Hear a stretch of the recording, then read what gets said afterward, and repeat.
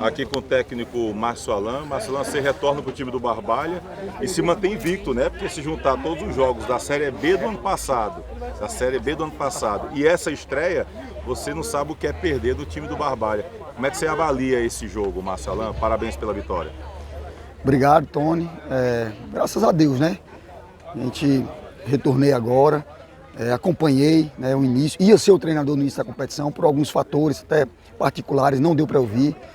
E estamos dando sequência no trabalho do professor Rony, que por sinal vinha acompanhando, muito difícil, mas a gente deu sequência, procurando não mexer muito.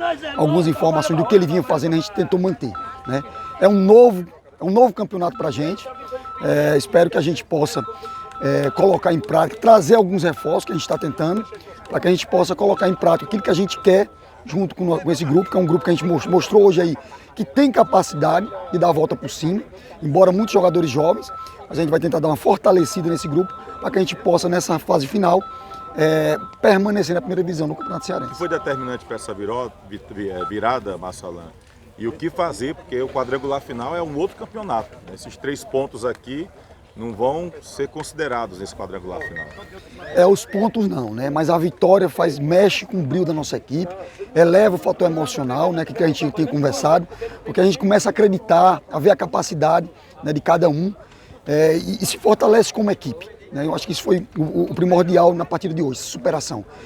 E sabemos que é uma nova fase, como eu falei, vamos trabalhar, ver agora os nossos adversários, ver o próximo jogo que a gente já tenta, trabalhar em cima disso aí, tentar fortalecer mais essa equipe para que a gente possa conseguir os nossos resultados e permanecer na primeira divisão, que esse é o objetivo hoje do Barbalha.